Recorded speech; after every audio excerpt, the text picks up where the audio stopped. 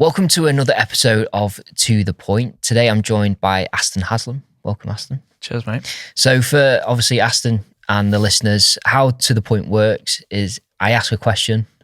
The guest, who is obviously Aston today, has 3 minutes. So changing it slightly, 3 minutes to answer the question.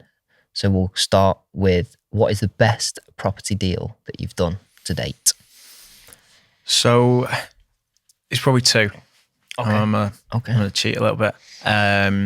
So the first one was, our model, what we used to do was we used to buy a property, convert it to a HMO, put a supported living lease on it, and then we used to suppress the yield. So if we'd spent £120,000 and it was at a 10% yield, what we'd do is we'd sell it at £160,000, which might be a 7% yield. So an overseas investor would just be buying the income, basically, like a commercial. So what we did was we wanted to raise money to buy this property, so we could do that. But the investor actually wanted to buy it. So what we said instead was, okay, well, what we'd normally do is this model where we'd sell it to you and we'd make our 30K on the back end. But you can actually just buy it, pay less stamp duty because they were overseas, they were based in the UAE. But when we finish it and build the HMO out and put a lease on it, you just pay us what our margin would have been. So we ended up sourcing that deal for 28K. Nice. So that was a good deal. Yeah. And that was when we just came out of work. So that was good. And then the second deal was we bought a commercial unit that was derelict for 30 years. It was an old printing shop. We converted it into 3 flats, Ofsted regulated, 16 to 18-year-olds, leaving the care system, and got a 15-year lease on that. But that's an award-winning development. The spec on it was just ridiculous. The provider said it's the best building they've got. And yes, it's good return. It's probably like a 10% return on a 15-year lease. But I think that project was good because of how high quality it was. And obviously the people going in it as well. It's Ofsted regulated. It's a super good cause. So yeah, that's probably the 2 deals. Nice. Is that in your portfolio then, or did you sell that one on? Yeah, as well? yeah. So we've got that one. Nice. Still own that. Nice. And 15-year lease, Ofsted, Ofsted regulated. Yeah. Nice. So the good thing about that is that Ofsted regulate sort of the accounts of the provider as well. Right. So you know when a provider's Ofsted regulated that they're in a good position and they do the right thing. They give the care, they give the support system around to the 16 to 18-year-olds. So it makes us feel comfortable that we're not working with like a rogue provider. So yeah, super happy with the provider on that. We've done one more scheme with them. Nice. So very quickly, 30 seconds, where did you source that commercial deal? It was through an agent in the local area. We bought it. I think we bought it for 70K. It was ridiculous. Nice. Big as well. What's it revalue at? Got it revaled at 280K. Nice. Happy days. Yeah. 8 seconds, I'll let you off. Cool. Next question. I have to let it so I can reset it. Apologies to listeners because this is my alarm clock. And probably most people's alarm clock because I have no idea how to change it. Oh, there we go. Radar. I'll change it. What should we put? Something that's not very sprinkles. That is a rogue one, that. That one seems the best. Just quite calming. Do you feel better now, Calvin? I feel so relaxed. Right. Okay. Next question. Okay. What is the biggest mistake that you've made in property to date? And why? Biggest mistake we made is putting all our eggs in one basket. Like I said previously, like when times are good, it's dead easy to just double down on something that's working. And you always see, don't put all your eggs in one basket and diversify and things, but it's easier said than done, especially when things are going well. So the mistake we made was giving all of our properties to one supported living provider. In a way, it was good because it meant that we had a portfolio. So we built them in SPVs and different limited companies, and we were selling these portfolio of like 10 HMOs with a 25-year lease on. We're actually in legals to sell 25 of them, I think. And it was going to be a very good day when they completed. But obviously the negative of that was that supported living provider then went into liquidation, which meant that whole portfolio was just wiped out. So we were in a position where you've gone from like 40, 45 grand a month net income in rent to zero, like literally zero overnight. And then you've got people living in the property. So the houses are tenanted with homeless people and there's no income coming in and there's no one managing them. Whereas if we were with a different provider as well and had half and half or a third, then we still would have had income coming in from 10 houses and obviously not the other 20, for example. But because they were all with one provider, we just had no income, which meant that it then puts us in a hard position because we've got no income coming into the company. You have interest that you need to pay to an investor. You've got staff wages that you need to pay. You've got your livelihood, like I've got a mortgage. And so, it puts you in a sticky situation. So that's probably the biggest mistake we made. But it's easier said than done. And a lot of people will do that, whether that's a model that they go in of just HMOs. That's why we diversify our model as well now. And instead of just doing HMOs, diversify into buy-to-lets or commercial to resi or serviced accommodation because, you're not going to lose if you diversify. Whereas things can happen if you're just fully focused on one thing. So the long and short of that is diverse. Yeah, you've got to, and it's one of those. It's dead easy to not do when things are going well, but you will come unstuck at some point, and you won't think that you're going to come unstuck because things will be going so well. But all it takes is one thing to rock that whole portfolio, which is literally exactly what happened. So diversify, 100%. Okay, makes sense. Yeah. We've got 9 seconds. I'll let you off again. I'll just do another. I'm so bad at answering in 3 minutes. Cool. Next question. So what advice would you give to a 18, 20-year-old, some maybe even younger, who's looking to get into property?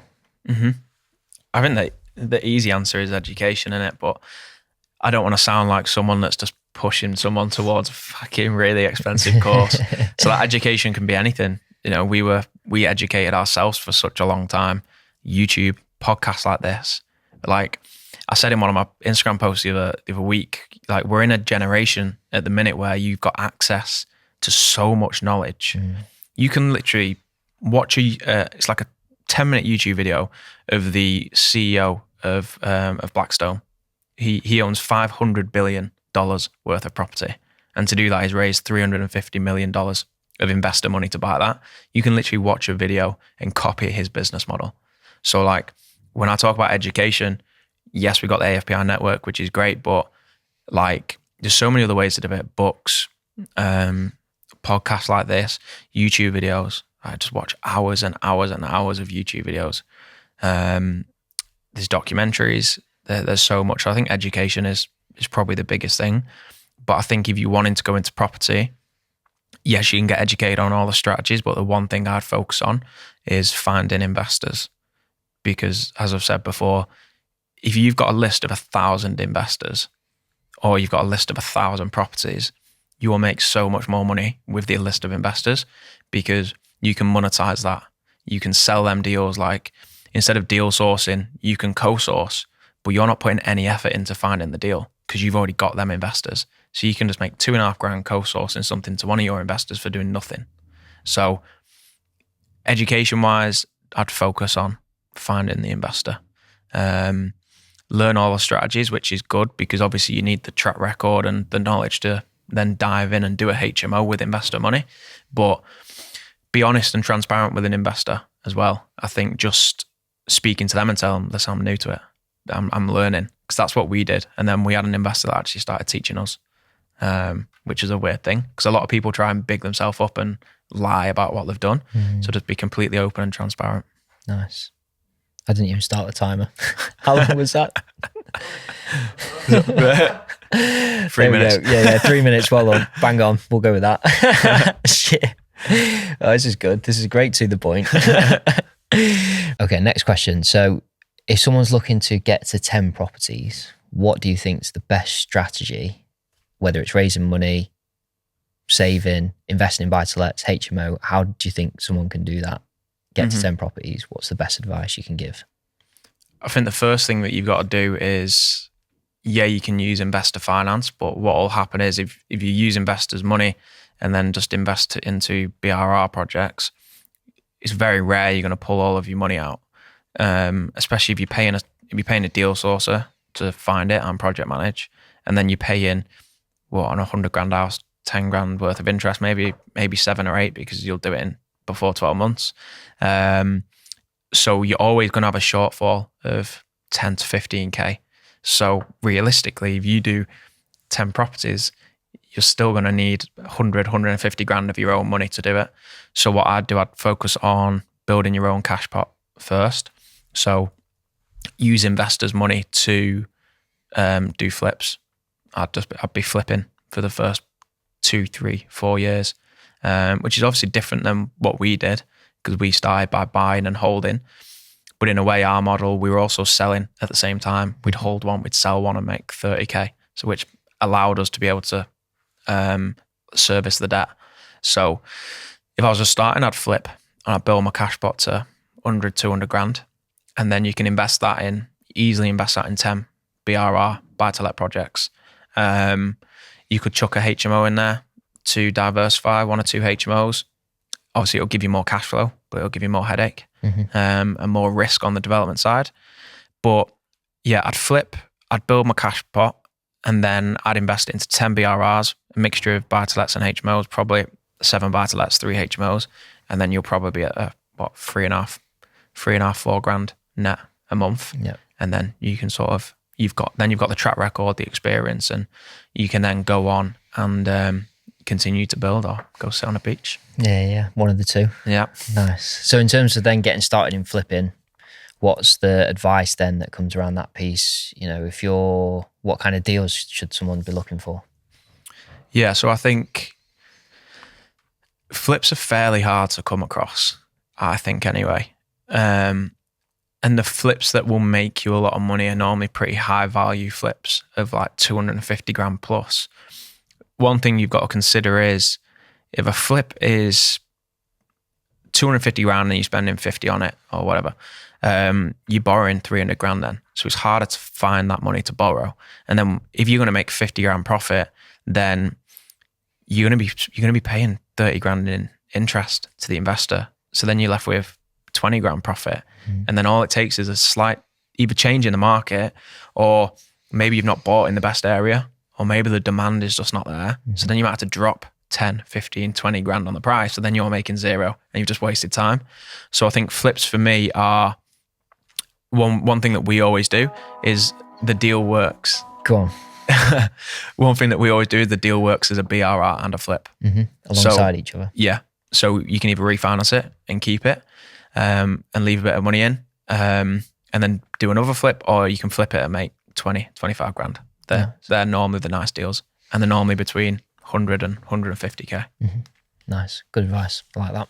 I agree with the flipping as well. I wish I did that earlier. So do I. Hindsight's a great thing. Yeah. Next question. What is the biggest mistake you see other people making in property? That's a good question, that. I'll have to think. I'm going to need more than 3 minutes. Yeah. I'd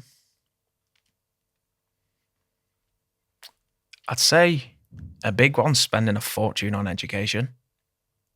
Like education where you don't get any support. And I see people out there spending 25 grand on a course. It's like fucking buy 2 BRRs with that, use investor money, and then the 25 grand will pay for the shortfall. So sometimes you've just got to do it.